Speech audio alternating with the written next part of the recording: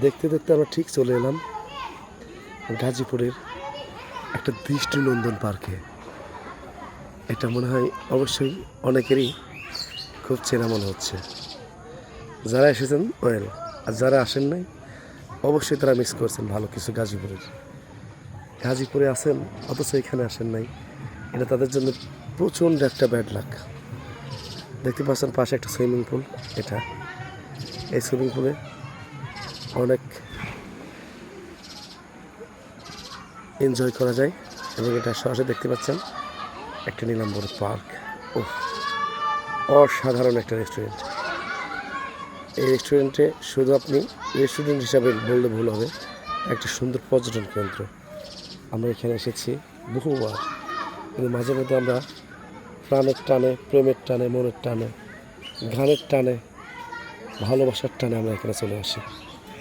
দেখতে পাচ্ছেন একেবারে রূপকথার রাজ্যের মতো। যেটা অত্যন্ত শোভনীয় ছিল সেটা আপনার ইচ্ছে এবং আইডিয়ার বাইরে। স্পষ্ট দেখতে পাচ্ছেন এখানে প্রচুর পরিমাণ ভক্তরা গিয়ে আসে, পর্যটন কেন্দ্রে তারা ঘুরতে আসে। আমরা তো ফিল করতে চেয়েছি সেটাই পেয়েছি। এখানে বহু পর্যটক আসে, দেখছেন বিভিন্নভাবে ছবি তাদের পাড়ে।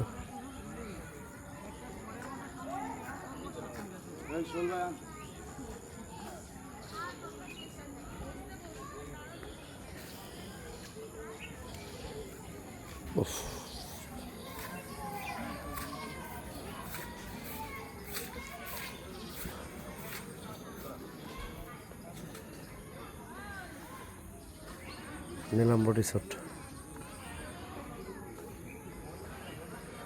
অর্থাৎ এখানটাতে পরীদের জন্য বাসস্থান। শুধু পরীরা এখানে থাকে। আমরা ফিল করতে চেয়েছি যেটা, তার থেকে অনেক বেশি কিছু এখানে দেখতে পাচ্ছেন।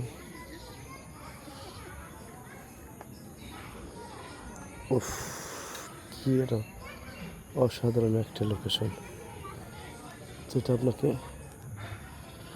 মুগ্ধ করবে।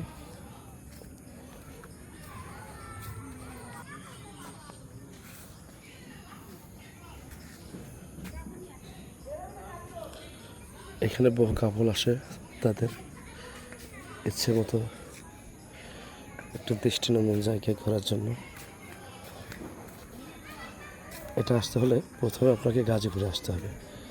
গাজীপুরের চৌরাস্তা থেকে সরাসরি ময়মনসিংহ রোডের শাল্লার কিছুটা আগে এসএস পাম্পে এসে যে কোনো রিক্সায় 10 টাকা বা 20 টাকা ভাড়া নেবে, সরাসরি চলে আসবেন আপনার সেই কাঙ্ক্ষিত